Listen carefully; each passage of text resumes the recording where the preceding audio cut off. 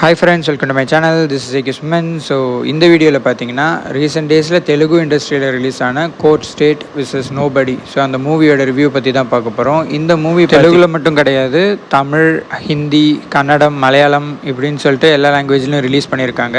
Story பார்த்தீங்கன்னா 2013 நடக்கிற மாதிரி தான் காமிச்சிருப்பாங்க. போக்சோ ஆக்ட் வந்து 1 இயரில் நடந்த மாதிரி. ஒரு 19 வயசு இருக்கிற ஒரு லோவர் மிடில் கிளாஸ் பையனுக்கும் ஒரு 17 வயசு இருக்கிற ஒரு வெல்த்தியான ஃபேமிலியை சேர்ந்த ஒரு பொண்ணுக்கும் வந்து அவங்களுக்குள்ள ஒரு காதல் மலருது.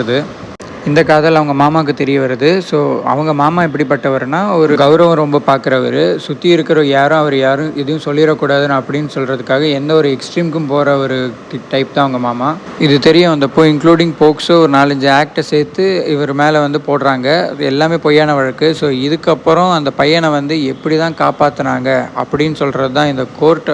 ஒரு இடையில ஒரு லவ் பார்ட் மட்டும் கொஞ்சம் ஸ்லோவாக போகும். மற்றபடி ஓவரால் பார்த்தீங்கன்னா இந்த மூவி ஒர்த் வாட்சிங் தான். ஃப்ரெண்ட்ஸ் அண்ட் ஃபேமிலிஸோட கண்டிப்பாக போய் பார்க்கலாம்.